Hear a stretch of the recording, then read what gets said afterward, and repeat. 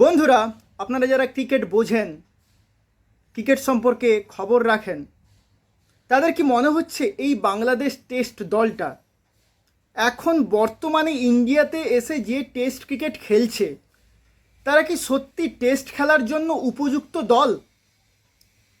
তারা ব্যাট করেছে 74.2 বল, অর্থাৎ তারা 90 ওভারও খেলতে পারেনি ইন্ডিয়ার এগেনস্টে, তারা অল আউট হয়ে গেছে। যখন তারা ব্যাট করতে নামে 107 রানে তাদের 3 উইকেট পড়েছিল। আজকে তারা 233 রানের মধ্যেই অল আউট হয়ে গেল।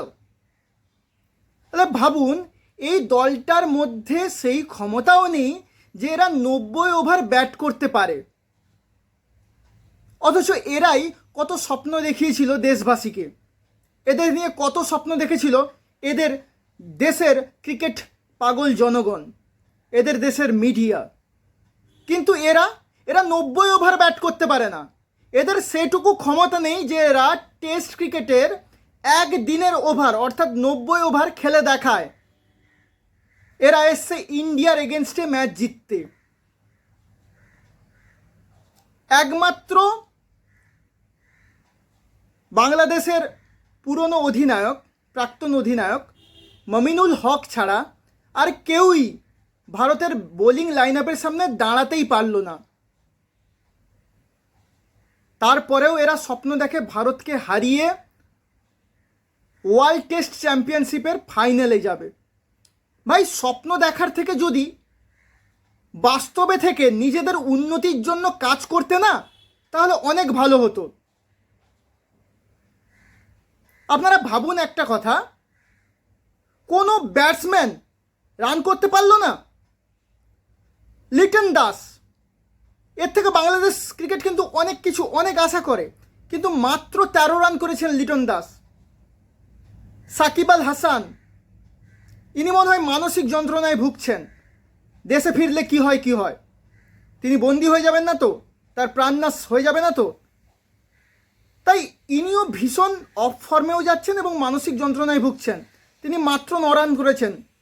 মেহেদি হাসান মিরাজ কিছুটা চেষ্টা করছিলেন, তবে তিনি মাত্র 20 রান করে আউট হয়ে গেছেন। তাইজুল ইসলাম 5, হাসান মাহমুদ 1, খালেদ আহমেদ 0। একমাত্র ব্যাটসম্যান মমিনুল হক বুক চিতিয়ে লড়েছেন, দেখিয়ে দিয়েছেন। হয়তো তার ফর্ম কিছুদিন ভালো চলছিল না, কিন্তু তার ক্লাস আজও সমানভাবে বর্তমান। তিনি করেছেন কত? তিনি 107 রান করেছেন, 194টি বল খেলেছেন, 17টি 4 মেরেছেন এবং একটা 6 মেরেছেন। ভারতীয় বোলাররা দুরন্ত বল করেছেন। Jasprit Bumrah as well as সবসময়ের জন্য ভালো বল করে থাকেন। তিনি 18 ওভার বল করে 50 রানের বিনিময়ে 3টি উইকেট নিয়েছেন। মোহাম্মদ সিরাজ 2টি উইকেট নিয়েছেন।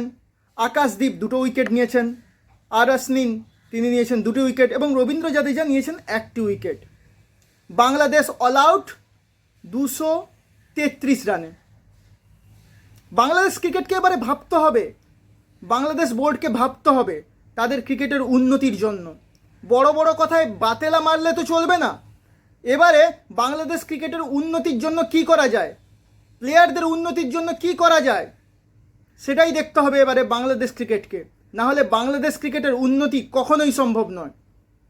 আমাদের আজকের ভিডিও যদি দর্শক বন্ধু আপনাদের ভালো লেগে থাকে তাহলে অবশ্যই আমাদের চ্যানেলটিকে সাবস্ক্রাইব করবেন, আমাদের ভিডিওতে লাইক করবেন, কমেন্ট করবেন এবং আমাদের এই ভিডিওটি শেয়ার করবেন।